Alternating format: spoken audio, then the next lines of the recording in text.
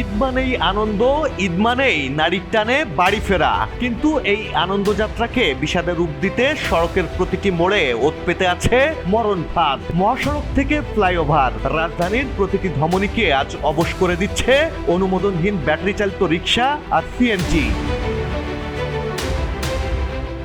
গেল ২০২৫ সালের ঈদ উল ফিতরের পরিসংখ্যান বলছে মাত্র ১১ দিনে ঝরে গেছে ২৪৯টি তাজা প্রাণ। দুর্ঘটনার তালিকায় শীর্ষে ছিল মোটরসাইকেল আর থ্রি হুইলার। বিশেষ করে ইজি বাইক আর অটোরিকশা কেড়ে নিয়েছে ৪৯ জনের প্রাণ। মহাসড়কে যখন একটি দ্রুতগতির বাস তার আপন গতিতে চলে, ঠিক তখনই কোনো সংকেত ছাড়াই সামনে চলে আসে এসব ধীর গতির ৩ চাকার বাহন। অটোরিকশা যে মহাসড়কে এসে স্টোরি দেয়, মাঝখানে রেখে আপনারা দাঁড়ায় থাকে। দূরপাল্লার বাসের চালকরা বলছেন মহাসড়কে নাবিশ্বাস তোলা যানজট আর দুর্ঘটনার মূল কারণ এই ছোট বাহনগুলো। ট্রাফিক আইন না মানা, উল্টো পথে চলা আর ফ্লাইওভারের উপর হঠাৎ বিকল হয়ে যাওয়া অটোরিকশাগুলোই রাজধানী সহ সারা দেশের ট্রাফিক ব্যবস্থাপনাকে পঙ্গু করে দিচ্ছে।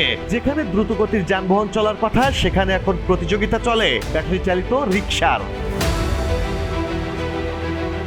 প্রতিটি ফ্লাইওভার, রাস্তা, বাস স্ট্যান্ড এখন ধীরগতির অটোরিকশার দখলে। ফলে বড় যানবাহনগুলোর গতি কমে গিয়ে তৈরি হচ্ছে দীর্ঘ যানজট। ঘন্টার পর ঘন্টা গরমে হাঁসফাঁস করছে ঘরমুখী মানুষ। সড়ক নিরাপত্তা বিশেষজ্ঞরা সতর্ক করছেন, যদি এখনই মহাসড়ক থেকে এসব অবৈধ ও স্বল্পগতির যান নিয়ন্ত্রণ করা না যায়, তবে আসন্ন ঈদের যাত্রা হতে পারে আরো ভয়াবহ, ঘটতে পারে আগের চেয়েও বেশি প্রাণহানি। Desk report, politics BD.